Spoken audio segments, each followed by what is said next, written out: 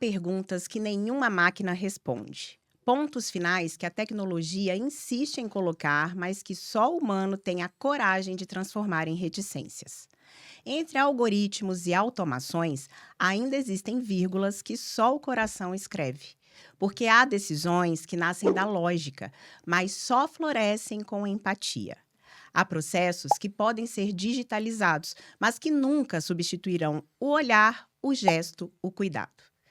Neste episódio do Vírgula, falamos sobre o que só o humano é capaz de fazer e como é essa humanidade que sustenta a gestão de pessoas, o futuro do trabalho e a vida dentro das organizações. Este episódio é oferecido pela RH Center BPO, que acredita e investe nesse futuro construído com a gente de verdade. Por isso, seja muito bem-vindo ao Vírgula, Adeildo. Um prazer enorme estar aqui com vocês, Vi. Obrigado mesmo pelo convite. Deixa eu contar para vocês, gente, que o Adeildo está aqui hoje a convite da ABRH e da RH Center, né, para participar desse tema, que eu tô curiosíssima, tá, Adeildo? Já confesso para você que eu coloquei umas perguntas aqui Aham. que eu estou curiosa, acho que está super em alta esse tema. E se você ficar aqui com a gente, eu tenho certeza que você vai gostar. Mas antes de eu fazer a primeira pergunta, eu gostaria que você se apresentasse para quem está nos assistindo, entender o peso da pessoa que está sentada aqui comigo Ah, hoje. legal. Eu sou Adeildo Nascimento, um prazer estar aqui com vocês. Eu digo que sempre que eu sou um profissional que trabalha com trabalho. Então, trabalho é o meu trabalho. Eu sou formado em economia, mas desde muito cedo eu fui trabalhar na área de recursos humanos, isso na década de 90. E de lá para cá eu tenho atuado em tudo que tem relação com cultura organizacional, gestão de pessoas, num primeiro momento como executivo e profissional de RH, e desde 2011 com a consultoria que eu tenho, que a gente trabalha com cultura e gestão. Então, essa é, em linhas gerais, o Adeildo. Sou de Curitiba, sou casado com a Jo, pai do João, e essa é a vida e um pouco da história do Adeildo. Adeildo, eu estava contando para você, né? Quem já assiste o Vírgula há mais tempo sabe, mas estava contando o seguinte: que o Vírgula tem esse nome como uma analogia das vírgulas da nossa vida que nos trazem a determinado ponto, a determinada situação da nossa história. E hoje o nosso tema, que é tudo que só o humano é capaz de fazer. Me traz a seguinte pergunta e eu quero saber tua resposta. Aham. Qual foi, então, a vírgula da sua vida que fez você entender que nenhuma tecnologia substituiria o ser humano? Pô, que pergunta bacana, hein? Que legal, legal a ideia da vírgula. E para mim isso é bem claro, sabe, Vi? Aconteceu na década de 90. Eu comecei a minha carreira na área de tecnologia. Então, eu fiz na época técnico em informática, que era assim que se chamava na época. Entrei na faculdade de análise de sistemas e eu vi um mundo repetitivo, metodologizado, sistematizado, que ao tempo foi me cansando. E eu falei, cara, eu quero fazer alguma coisa na área de humanas e fui estudar economia. E na época eu comecei a fazer um estágio na área de recursos humanos. E essa foi a vírgula quando eu comecei a lidar com gente no ambiente de trabalho. E eu costumo dizer também que o recursos humanos ou lidar com gestão de pessoas é um grande laboratório, Uhum. porque ali você consegue ver em prática, né, uma observação antropológica de tudo que significa o ser humano. O ser humano em relação ao trabalho, ali você vê ambição, você vê vitória, conquista, heroísmo, você vê falhas de caráter, você vê atributos e virtudes de caráter, você vê pessoas que são às vezes pressionadas e tomam atitudes honestas e desonestas, ou seja, tudo que tinha ali no mundo do RH me encantou. E eu Uhum. falei, cara, é excepcional lidar com gente. Então, assim, porque todo dia é novo, nunca é uma repetição. E é Uhum. por isso, né, desde então que eu me apaixonei pela área, lido com gente e com ambiente de trabalho, e é por esse lugar que eu posso dizer que tem coisas que só o humano é capaz de fazer, e a dificuldade que a gente tem de lidar hoje com a evolução tecnológica e essa disputa que a tecnologia está tendo com o ser humano. Mas a vírgula foi, quando eu fui trabalhar em RH, eu me dei conta que empresa, mundo do trabalho, relação entre as pessoas no ambiente de trabalho é algo maravilhoso, apaixonante e desafiador ao mesmo tempo. E quando a gente fala sobre tudo que só o humano é capaz de fazer, né? Vem aqui um universo de coisas na minha cabeça, mas eu queria que você começasse dizendo como que essa conversa começa, né? Tudo que só o humano é capaz de fazer. Porque com as inteligências artificiais, que hoje em dia, a cada dia que passa, nos deixa mais assim, como assim? É Como? verdade. A gente conversa com o chat GPT hoje em dia, a gente conversa com a inteligência. Estou falando chat GPT porque é o mais comum, Talvez o mais comum, é isso né? mesmo. Mas É, são os bots, né? O pessoal tá isso. conversando, tem a gente até se apaixonando, tendo relacionamento efetivo, né, e passional com bots, né? Sim, Mais ou menos sim. isso aí. Então, por onde que a gente começa essa conversa? Então, eu acho que o ponto de partida é a relação de tudo aquilo que só o humano é capaz de fazer no ambiente do trabalho. É claro que a gente poderia voar, que tem um monte de coisa que o ser humano faz que a máquina não faz. Por exemplo, não imagina, não sonha, não tem crise de medo e ansiedade. São coisas que só o humano Aham. faz. Mas no âmbito do trabalho, isso veio à tona com o que a gente chama de humanização no mundo do trabalho. Olha que interessante. O ser humano, no mundo do trabalho, nos séculos passados, ele não foi tratado como humano. Ele era uma peça da engrenagem. Esse era o que o movimento taylorista e fordista dizia pra gente. Tipo assim, o ser humano é uma peça da engrenagem. Foi isso que Taylor deixou escrito. Então, Porque ele operava a máquina. isso. Toda analogia era uma grande máquina mesmo. E o ser humano estava nessa máquina como uma engrenagem que ajudava a rodar. Uhum. Ao longo do tempo, o mundo do trabalho foi sendo humanizado, por incrível que pareça. Então não precisava de humanos na essência da palavra no mundo do trabalho no passado. Só que com o advento das necessidades de você sair de uma economia industrial para uma economia de serviço, por exemplo, você começou a demandar mais da atividade intelectual do ser humano. Então, Uhum. assim, uma engrenagem não pensa, não raciocina, né? Aí o ser humano começou a raciocinar no mundo do trabalho, tomar decisões, liderar, supervisionar, e a gente foi sistematizando a atividade intelectual do ser humano. E olha só que a gente está falando tudo muito recente na história social, né?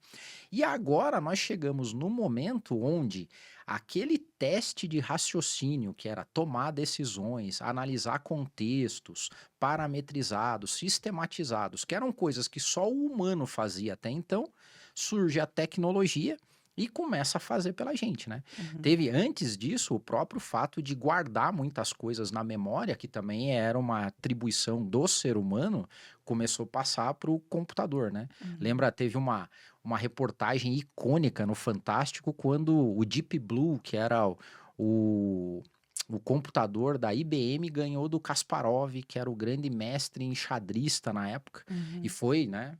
Mas o que aquele computador fazia? Basicamente, ele guardava na memória todas as possibilidades de jogadas de xadrez.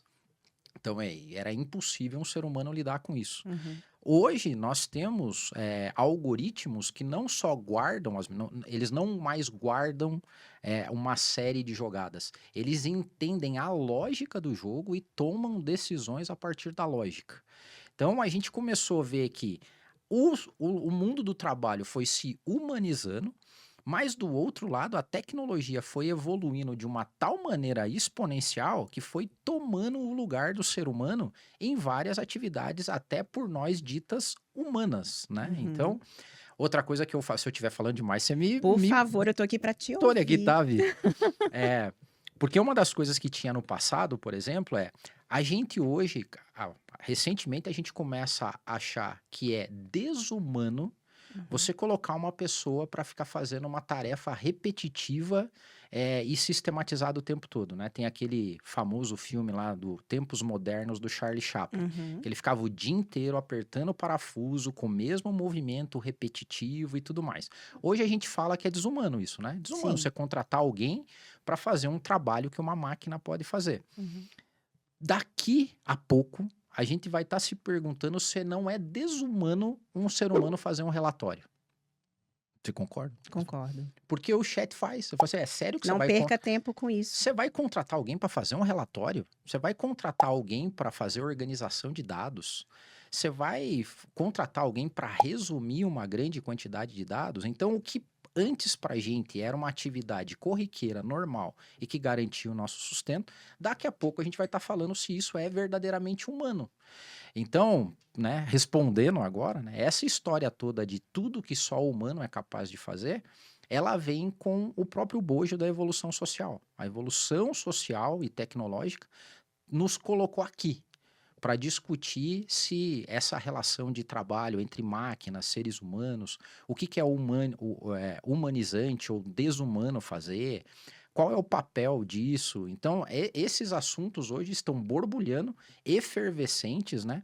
E Uhum. lá no COMPAR, né, que é o Congresso Paranaense de Recursos Humanos, Que vai ser dia dia. 22 e 23 de outubro, a gente vai estar falando sobre esses temas. Eu vou fazer uma Que palestra legal. com essa temática, né, para a gente Uhum. discutir. Então, acho que é mais ou menos isso. Dei um cenário, né? Sim, mas você me fez pensar aqui. Esse fim de semana, eu estava fazendo um trabalho e eu vi que eu estava fazendo com a ajuda da inteligência artificial, eu uso o chat mesmo, né? Uhum. E aí eu pedia uma certa informação para ele e eu percebi que estava raso demais. Aí eu fui olhar as configurações, eu vi que estava no 4, não estava no 5. Aí quando eu olhei a opção do 5, tinha a opção pensar Isso mais. mesmo. E eu coloquei essa opção, que eu nunca tinha testado. E eu fiquei assim: "Meu Deus, não pense tanto", porque começou a me entregar mais do que eu queria. Eu não É. quero tudo isso. Uhum. Tomando isso como base, Adeildo, o que então qual é a atividade humana que a inteligência artificial não vai conseguir substituir no trabalho? Então, eu vou te responder isso separado em duas formas. Tem o estágio atual que a gente está e tem as preocupações futuras, né? Bom, hoje a gente ainda tem um campo que o ser humano ainda, vamos dizer, ele ainda, nessa parte mais prática, ele ainda vence a máquina, que é conectar pontos divergentes de várias áreas do conhecimento. Então, assim, essa habilidade criativa e imaginativa que o ser humano tem de usar todo o repertório dele em diversas áreas do conhecimento para trazer uma resposta única a um problema, isso ainda o ser humano faz muito melhor do que o chat. Né? Agora, o grande ponto é que essa busca incessante e o próprio aprendizado da máquina com a máquina está cada vez estreitando mais esse relacionamento, né? Ou essa possibilidade do ser humano ser um diferencial. Uhum. Então, assim, o que a gente diz hoje é que se você ainda quiser se manter empregável e fazer um bom uso da inteligência artificial, é você ampliar a tua gama de conhecimentos de maneira horizontal, né? A gente fala assim, ó, então é legal a vir saber de diversos temas e diversos assuntos, gastronomia, música, arte, geopolítica. Você não precisa se aprofundar, mas Uhum. ter um conhecimento para, no mínimo, quando o chat te trazer uma resposta, você saber se ela faz sentido ou não. Ser crítica, pelo Isso. menos. Você continuar ainda sendo a curadora da resposta que ele traz e ainda ter a habilidade de poder criar em cima do que o chat meio que preparou o campo para você, Uhum. certo? Então, isso eu acho que é um grande diferencial hoje. A gente chama de sense making, né? É a capacidade que você tem de olhar um resultado que a inteligência trouxe para você e falar, faz sentido ou não faz sentido. E o outro é a criatividade humana sendo potencializada por aquilo que o chat te trouxe. Ele, Uhum. mais ou menos, ele facilita o estágio inicial, mas daí depois, a partir daqueles dados, você tem a habilidade de criar, imaginar a partir daquilo que foi trazido. Então, isso hoje é o campo que o ser humano ainda pode se destacar. Uhum. Agora, no futuro, tem duas visões. Tem uma visão mais pessimista e uma visão mais otimista. A visão pessimista é que vai chegar ao ponto que todo o arcabouço que a gente já tem hoje de conhecimento que está digitalizado e a evolução da própria IA pela IA, que é o aprendizado de máquina. Então, tem gente que é mais pessimista que fala não vai sobrar nada para o ser humano.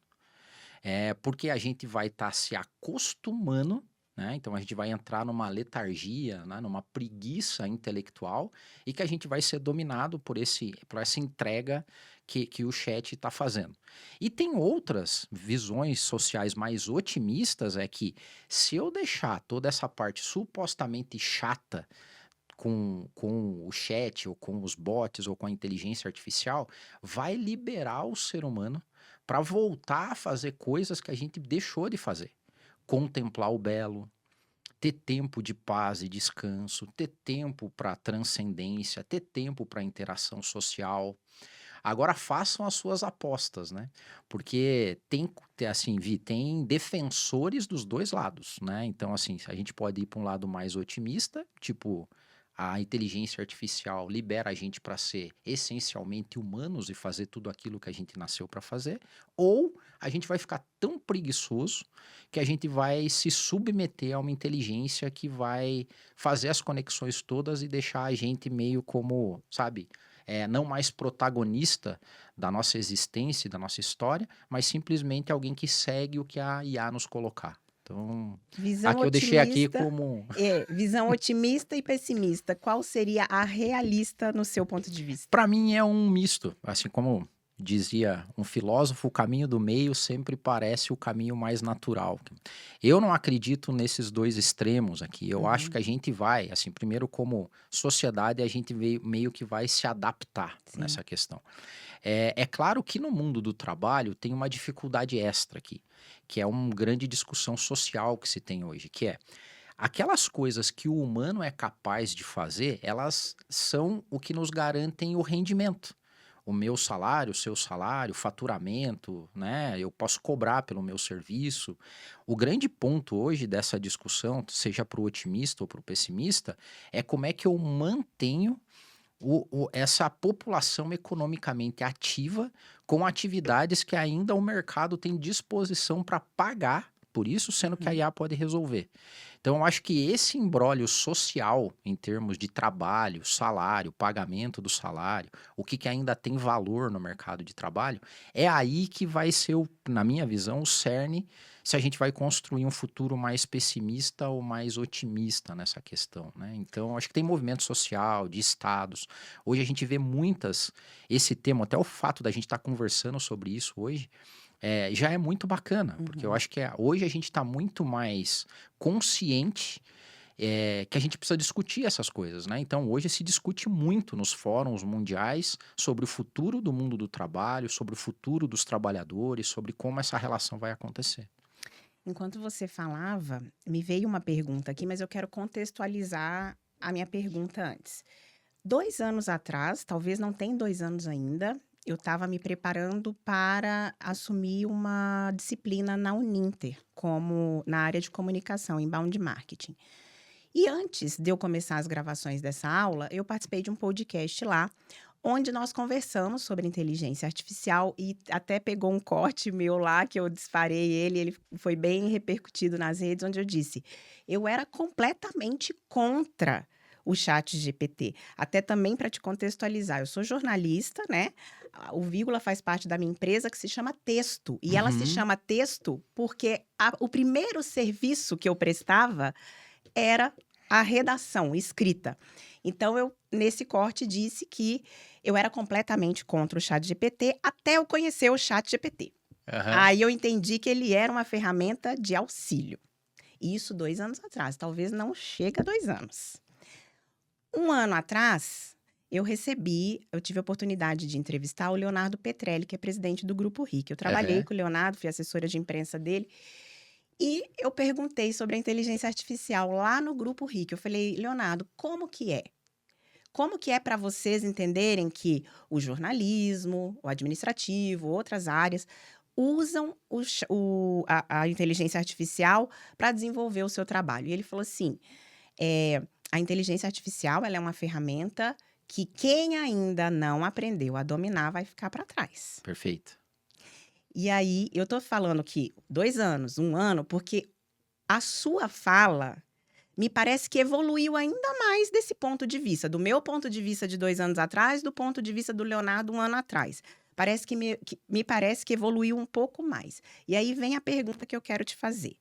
Nesse momento, qual é a preocupação dos recursos humanos em ter ali no seu quadro de colaboradores pessoas que provavelmente serão avaliadas por outras atribuições que as naturais, talvez. Eu dei o meu exemplo do texto. Essa é Aham. uma Aham. habilidade natural minha que hoje em dia talvez não seja um diferencial mais. Então, ó, o teu exemplo foi perfeito para a gente fazer analogia com a resposta que eu tinha dado sobre os dois caminhos, né? Porque o jornalista, né? Ou quem trabalha com a matéria-prima da inteligência artificial são os modelos de linguagem. Uhum, Quem mais trabalha com língua, com linguagem, com idioma, com texto do que um jornalista, certo? certo. Então, assim, a matéria-prima que vocês, jornalistas, trabalham é a mesma matéria-prima que suporta o aprendizado da IA. Então, dois caminhos. Tem o caminho, e me permita aqui dizer, do jornalista preguiçoso, que é Uhum, aquele que vai aproveitar que ele tem todo o arcabouço já produzido no mundo e que vai dar para ele algum texto e ele pegar simplesmente usar aquilo e falar: resolvi meu problema. Agora tem o outro que pode partir do que já existe para criar em cima disso. Criar novos estilos, criar novos formatos, sair fora dos jargões. Que isso aqui o chat tá cheio. Então, o que o chat fez talvez foi nivelar todo mundo hoje. Você pegou esses preguiçosos e até jornalistas que não têm tanta competência assim e colocou todo mundo meio que em pé de igualdade, eu poderia dizer assim. Só que ainda vai existir, eu acredito, ainda vai existir o talentoso, ainda vai existir aquele que economizou um tempo e que a partir de agora eu não vou ser preguiçoso. A partir de agora eu vou usar o tempo que eu tenho supostamente livre para criar, para pesquisar um novo estilo literário que não existe, sabe? Criar um novo formato de dizer as coisas. Então acho que é mais ou menos por aí. Então Isso tem dos dois. significa, então, que o RH pode vir a observar mais o comportamental e não o técnico? Perfeito, perfeito. Respondeu. Então, olha só que legal. Hoje a gente trabalha com cultura organizacional. A cultura organizacional, né, ela começou a ser a própria evolução dentro da própria área de recursos humanos. A cultura nada mais é do que a somatória de comportamentos dos colaboradores. Só para você ter uma ideia, é, a inteligência artificial tá desafiando a própria área de recursos humanos em questões que ela sempre fez. Exemplo, remunerar por comportamento. Eu nunca remunerei por comportamento. É Eu uma sempre obrigação eu sua? remunerava por competência. Eu remunerava os projetos de cargos e salários, eles são feitos assim. Qual é a responsabilidade que uma posição tem e qual é a competência que eu preciso para entregar essa responsabilidade? Basicamente isso. Aí eu ia lá e verificava quem tinha essas competências. Todas essas competências, a maior parte delas hoje, o chat faz. Então hoje tem uma provocação já de que no futuro as pessoas vão ser mais bem remuneradas pelos comportamentos do que pelas competências. Uhum. Então isso também faz parte da humanização no mundo do trabalho. Então tem clientes nossos hoje que já estão querendo ser o que a gente chama de AI first, ou seja, eu quero ser toda a minha empresa vai ser liderada ou vai ter a IA como o grande agente disso. O comportamento das pessoas em relação à IA vai começar a ser reconhecido e recompensado. E por que que eu estou falando isso? Porque tem uma boa parte, Vi, de pessoas dentro das organizações que sabem usar a IA, que são muito já letrados e não usam, ou usam e não falam para os patrões que estão usando. Por que que eles fazem isso? Porque Medo. eles têm medo. Eu vou falar para o meu patrão que eu estou usando e que eu já descobri um agente, eu já fiz um agente para fazer o que eu faço. O que que o meu patrão vai me fazer? Vai pegar o agente que eu fiz e vai me demitir. E aqui tem que mudar a cabeça desse patrão Isso. também. Porque se o patrão tem essa visão só utilitarista de que a IA vai fazer tudo, eu não vou precisar mais pagar ninguém para fazer, ele tá dando um tiro no pé de médio e longo prazo. Porque nós vamos também, como os jornalistas, igualar todas as empresas no uso da IA. Quem que vai sair na frente lá? Aquele que usar o potencial humano para criar a partir daquilo que já tem dado, entendeu? Uhum, uhum. Só que, de novo, é um movimento social. Será que vai ter gente. Será que vão existir patrões suficientemente conscientes para fazer isso? Ou se no curto prazo vai todo mundo economizar dinheiro, demitir todo mundo e deixar a IA fazendo as coisas só para maximizar o lucro, entende? Uhum. Então são todas essas questões que estão em jogo hoje, né? Então, Tem uma. Aí a gente pode pedir até ajuda para os universitários, se for necessário. A Vera da BRH está aqui nos bastidores, logo mais ela vai participar de uma gravação, né? Então fica ligado, porque a gente está com uma sequência de episódios aí no Vírgula para os próximos dias, muito legal. Então vamos lá, Deildo. Tinha uma máxima, tem, né? Tinha, não, tem uma máxima, só que eu não vou saber citar autor, nada disso. Uhum. Que é o CHA, competência, Conhecimento, habilidade e atitude. Que isso, somado tudo isso, você tem uma competência. Isso. E aí, isso introduzido na inteligência artificial, vai mudar? Não, já, assim, a IA Já já tomou. mudou. Por exemplo, vamos passar letrinha por letrinha. Tá. Conhecimento. A gente não ganha da IA, certo? Assim, até vamos pegar médicos, por exemplo. Até tem o Yuval Harari, que é um sociólogo, fala muito sobre esse momento. Tem um livro dele que ele faz uma provocação assim, bem pesada. Ele diz que no futuro, provavelmente, os enfermeiros vão ganhar mais do que os médicos. Uau. Por quê? Porque a base da medicina é o conhecimento, né? Uhum. E o conhecimento médico está todo catalogado em nuvem hoje. Então, assim, o conhecimento, em termos de conhecimento apenas, a gente não ganha da IA. A habilidade, vamos colocar assim, é você pegar todo esse conhecimento e colocar ele como uma saída prática. Uhum. A IA também está fazendo, porque agora a gente tem a IA generativa, que é a IA que consegue pegar o conhecimento e, através do conhecimento e da programação da máquina, né, do machine learning, ela transforma o conhecimento para uma entrega específica, ou seja, ela tem habilidade para fazer algumas coisas. Uhum. A atitude passa pela discussão de quão autônoma vai ser a IA no futuro, porque hoje a IA não tem atitude, teoricamente, ela depende do meu prompt para ela fazer alguma coisa para traduzir isso numa atitude. Uhum. Há quem diga que no futuro a IA pode ter uma atitude também. Então, a gente está bem desafiado na questão da competência, né? Uhum. E aí, o que sobra? Sobra a parte comportamental, que é a parte cultural. Quando a gente vai definir o comportamento das pessoas, ele está pouquíssimo atrelado à competência, ele está mais atrelado ao meu comportamento, à minha personalidade. Então, assim, a IA não tem personalidade. As minhas emoções, né? Então, Sim. a IA também não tem emoção nenhuma. Aí entra a parte orgânica da vida, que aí eu também acredito que jamais a gente vai conseguir ter um ente. Essa é a crença minha, do Adeildo. Eu não acredito que a gente vai ter algum ser artificial a ponto de replicar o que a gente tem no orgânico, né? Que é o sentimento, brilho no olho, raiva, medo, felicidade, alegria, colaboração, conexão. Isso eu não acredito que vai. Tomara que você esteja certo, porque imagine um ser desse com raiva. O que seria capaz de fazer? Um ser muito mais inteligente que nós. Isso aí. E você sabe que já tem uma vertente de alguns entusiastas e até cientistas de IA que acreditam que sim, que com a evolução a gente vai conseguir criar um ser artificial e consciente. Né? Tanto que hoje, olha que louco, no mundo já se fala em direito da IA. Nossa. É louco, né? Então, assim, mas esse talvez esteja mais na linha da galera pessimista. Adeildo, na sua visão, qual que é o maior erro que as lideranças ou as lideranças de uma forma geral, acredito, têm ao buscar automatizações nos seus processos? Qual é o maior erro?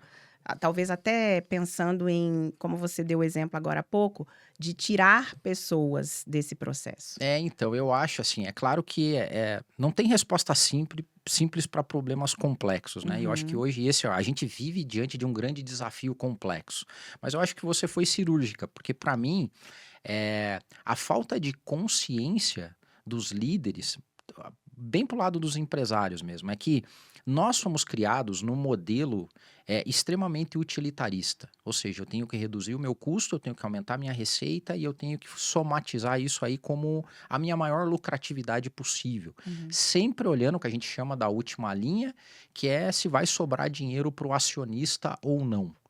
Essa lógica de só sobrar para o acionista, se eu for pensar em inovações tecnológicas, em desenvolvimento tecnológico, com um único e exclusivo olhar para o ganho financeiro, aí eu vou concordar com a galera pessimista. A gente Uhum. está perdido. Então, assim, se a gente criar, pelo contrário, líderes ou desenvolver líderes mais conscientes de que inovações tecnológicas devem sim, como empresas, buscar o lucro, mas o que mais? Além do lucro, qual é o benefício que essa inovação está trazendo para a sociedade? Uhum. Eu acho que essa é a discussão. Então, para mim, o maior erro que a gente pode cometer hoje é usar os avanços tecnológicos, seja no âmbito de empresa ou de sociedade, única e exclusivamente para maximizar lucro. Se a Uhum. gente só apontar para isso, o final é apocalíptico e péssimo, assim, né?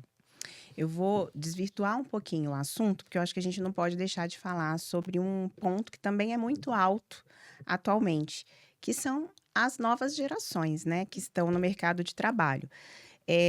Eu vejo como gerações que já vieram com essa facilidade muito maior, sempre foi assim, na verdade, as gerações mais novas com muito mais facilidade para as tecnologias, né? Mas, por exemplo, a geração da minha filha, ela já veio introduzida nesse. Nativa digital já. Exatamente. Eh, e fala-se muito da questão comportamental dessas gerações, principalmente a geração ali entre 20 e 30 anos, né? Eh, e a gente está falando aqui que o comportamental vai ser o diferencial em algum momento. Como que a gente lida com isso, Adeildo? Como fazer com que essa geração melhore? Eu não gosto de falar mal dessa geração porque ela é fruto da nossa. Perfeito, é isso mesmo. E nem dá pra dizer que eu falar, porque na minha época, eu falei, pois é, não vivemos mais na nossa época, né? Entendeu? Ontem mesmo eu tive uma conversa com a minha filha, a Betina. Falei, na minha época, filha, eu andava de ônibus e você nem nunca andou de ônibus. Mas são outros tempos, Não não é mais adianta. aquela época, Não né? é mais aquela época. Então, assim, como que a gente, como que a gente faz para lidar com essa geração, considerando todo esse contexto que você colocou aí? Para mim, o ponto é empatia. Assim, a gente tá vivendo hoje, assim, esse assunto de gerações, ele sempre vem à tona e ele vai continuar vindo. Hoje, por exemplo, nós temos nas empresas, hoje eu até estava gravando um episódio nosso lá também no nosso canal, que eu tô chamando da geração esquecida Uhum. nas Já deixa o empresas. arroba, já deixa o É arroba. @Dell Consultoria lá no YouTube, a gente tem o Dell Insights. O episódio que vai ao ar daqui a algumas semanas eu gravei falando sobre a geração esquecida, que é a geração X, que é a minha geração. A geração de quem hoje tem 45, 55 anos tá segurando o piano. Essa é uma geração que é o que a gente chama de geração sanduíche, porque ela tá cuidando dos filhos e dos pais. É a geração que mais atravessou crises sociais, econômicas, políticas, e é a geração que foi menos reconhecida em termos de remuneração. Então é uma geração que está segurando o piano, está fazendo a transição e não é reconhecida por isso. E ninguém fala de geração X. A gente fala dos boomers, que é os 50 a mais, a galera que está agora a geração prateada, os Gen Zs que estão chegando, mas quem que está fazendo e segurando nas costas essa transição é a geração X. Essa geração é a geração mais resiliente. É a geração que olha e daí, às vezes, por falta de empatia, fala, pô, mas é mimimi dessa galera. Só que, se a gente não tiver empatia um com o outro, essa conta não fecha. Uhum. Então, lidar com a geração nova, ela traz um desconforto para os líderes. Porque ela critica, ela pergunta os porquês das coisas. A geração passada foi ensinada, né? Foi catequizada na lógica do manda quem pode, obedece quem tem juízo. Então, se o teu chefe pedia para você fazer alguma coisa, você fazia. Uhum. Hoje a geração nova pergunta o porquê. E essa pergunta do porquê, Vi, ela é transformadora. Porque a gente está começando a lidar com a essência das coisas. Porque o porquê traz o propósito, o objetivo. E aí essa galera das antigas não gosta de ser questionada no porquê. Porque faz um monte de coisa que é sem sentido e sem significado. E a geração nova quer sentido e quer significado. Eu vou fazer o que você está me pedindo, só me explica por que que eu tenho que fazer. E a gente não tem paciência de explicar o porquê. Eu tenho assim, eu não sei se é falta de paciência ou se às vezes é a gente começar a falar, Ué, mas por que mesmo que era? Você nem Você não sabe. sabe mais o porquê. Aí, essa geração fala, não tô falando? Aham. Então, acho que, assim, essa geração nova a gente tem que lidar com empatia, tem que trazer para dentro. A gente não pode ser preconceituoso com a geração nova, porque tem muita gente talentosa, querendo fazer. E tem um outro lado que é um desafio social, que assim, a gente, lembra? A gente remunerou e reconheceu mal a geração X. A geração Z, então, é inadmissível, eu acho. É claro que tem um efeito econômico para ser resolvido aqui. Sim. Mas você pegar um jovem que é dedicado, que estudou, que tem um arcabouço legal, que tem uma série de conhecimento, habilidade, tem atitude, quer colocar em prática, ganhar um salário mínimo. Você acredita que vale a pena? Se coloca Hum, a Betina. Quantos anos a sim. Betina tá? A Betina tá com 11. 11. A Betina tá sendo preparada, você tá falando para ela tá fazendo uma boa formação. Sim. Imagine que você vai gastar tudo isso para alguém algum dia falar: Betina, você vai ganhar R$ 1.500 e o tio vai falar para você tirar isso aqui e colocar ali. É, A Betina não vai querer, não vai, você não vai querer, não vai. porque a gente está num novo movimento social, né? É. Então, assim, essa geração nova, ela é desafiadora, Nossa, instigante, motivadora, porque ela pergunta os porquês. E a sim. gente não gosta muito de responder porquê. Mas responder porquê é bom, porque está fazendo nós mesmos refletir se o modelo de trabalho, se o estilo de vida, se a busca incessante É. por trabalhar, pagar boleto e voltar para casa e trabalhar mais um pouco e pagar mais um pouco de boleto, se está fazendo sentido ou não, né? Uhum. Então a gente está nessa efervescência toda aqui. Um problema especial em termos de cultura com essa nova geração. Essa geração, ela é avessa à interação social. Sim. Então, hoje o que a gente está vendo é, até tem um escritor que fala sobre isso, que ele chama de a geração antissocial. E é por escolha. Então, você está vendo que esses jovens, por exemplo, eles saem menos, o círculo de amizades diminuiu, porque eles optam por ficar mais em casa, tem menos relacionamento amoroso, tá tudo. Por quê? Porque a gente tá eles, né? Nós também, por rebarba a gente também, porque a gente escolhe ficar solitário no mundo digital do que interagir socialmente. Sim. Essa é a dificuldade hoje de levar essa galera para trabalhar no presencial, né? Porque a geração X, os donos de empresa, ainda querem trabalhar no presencial. Você tem que vir para o escritório. E eles têm escolhido, né, Uhum. optado mesmo por essa solidão digital, vamos dizer assim, mas não é nem uma doença, é uma escolha mesmo, Uhum. né? Então são desafios. Olha, para não dizer que eu estou mentindo, eu vou te mostrar a próxima pergunta que eu ia te fazer. Ah, é? Já As antecipamos? 5 ali, ó. 5. Qual a importância da empatia e da escutativa na construção? Total. É o, é o caminho. E olha só, escutativa, né? A geração que hoje lidera as empresas não foi educada para escutar. A gente não escuta, não escuta. Uhum. As pessoas estão falando, a gente já está preparando a réplica e não tem escutativa nenhuma. Isso. Tem um estudo de psicologia social, Vi, que foi bem interessante, que eles fizeram perguntas para quem estava esperando num consultório médico. E daí eles chegavam, você está prestes a entrar para fazer uma consulta médica. Eles perguntavam, Vi, quantas perguntas você tem para fazer para o médico? Em média, eram 3 perguntas. Uhum. Aí você entrava na sala. Aí você saía e eles perguntavam, das 3 perguntas, quantas perguntas você fez lá? Adivinha quanto que era a média? Uma.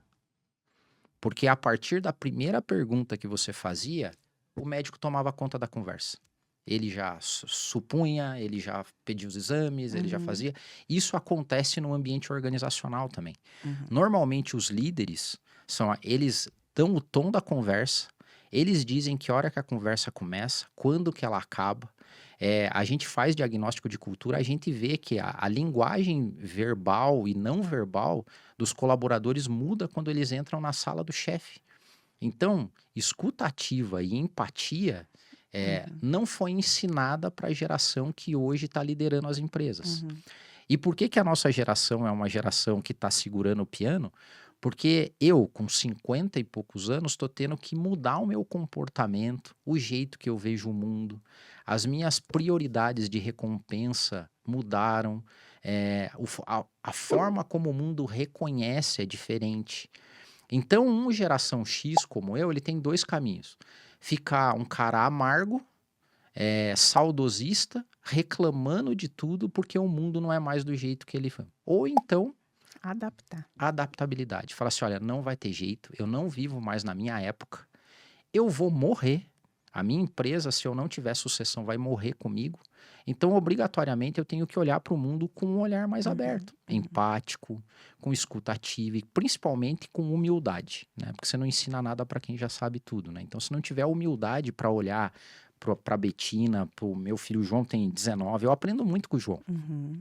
Porque quando ele tinha a idade da Betina, eu uso isso nas palestras, né? Ele jogava Minecraft. Uhum. E eu fui perguntar pra ele em que fase ele tava no jogo. E ele olhou pra mim e falou, pai, o que que é fase?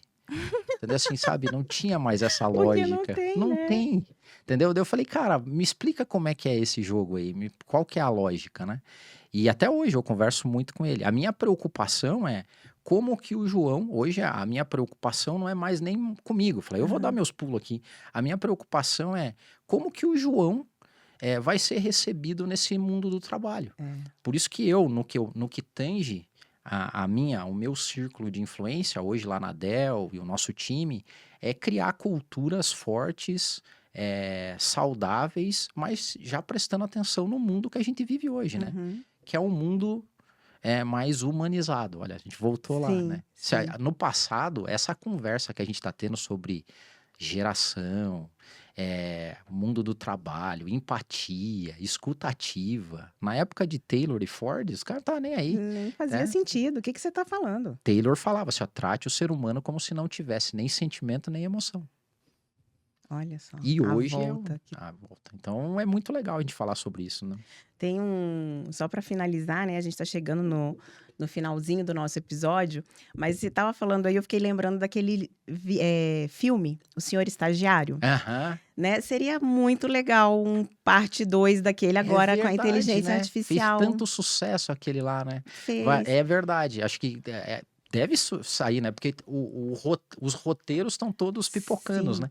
E Não, olha só, e é a nossa geração entrando nesse lugar que ele estava no total, filme. total. E olha só que interessante a tua provocação, né? Porque se você olhar, tudo que sai sobre o futuro tecnológico é distópico.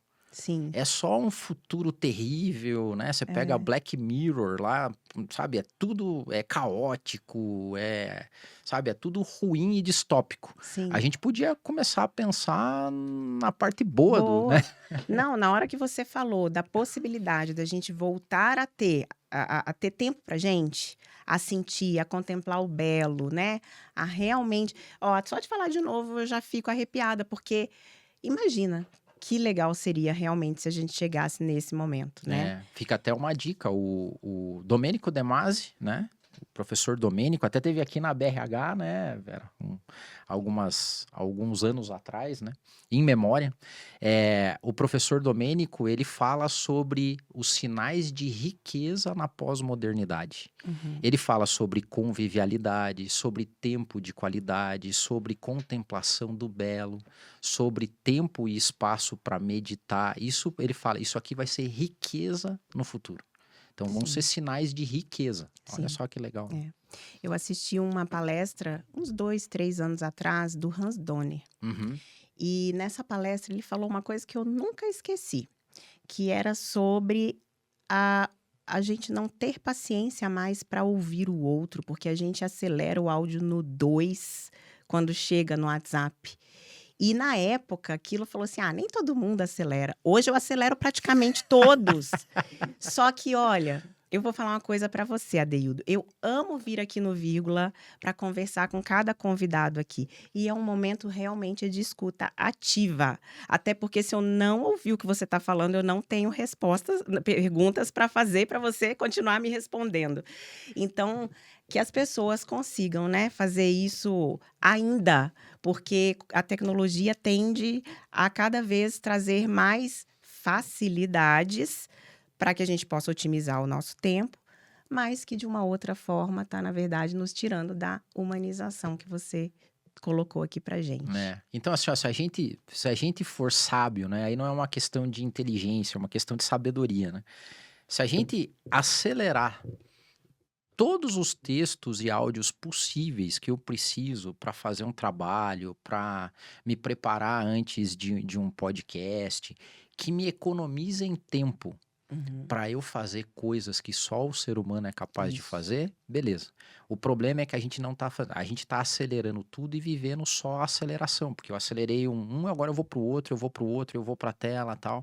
Então a gente precisa acelerar essas, mas para usar o tempo que sobra de maneira sábia. E Isso. é aí o que eu acho que tá faltando um pouco de sabedoria pra gente, porque a gente tá ficando intoxicado, né? E é com essa conclusão maravilhosa que vai virar um corte, muito provavelmente, que a gente encerra o vírgula de hoje. Obrigado, Vi. Adeildo, deixa seus contatos para quem quiser te seguir. Legal, @adeildo.nascimento, me acha, e a Dell Consultoria, que é DHEO Consultoria, que é onde a gente tem trabalhado para construir culturas fortes, saudáveis e que liberem, né, e potencializem o que tem de melhor no ser humano. Muito obrigada, viu? Já fica o convite para a temporada 2 para a gente falar sobre É espiritualidade. verdade, vai tá Tá bom? anotado. Você, se ainda não segue o Vírgula nas redes sociais, nós estamos no Spotify e no YouTube semanalmente com novos episódios. E diariamente lá no Instagram e no TikTok. Aguardo você lá e até a próxima vírgula.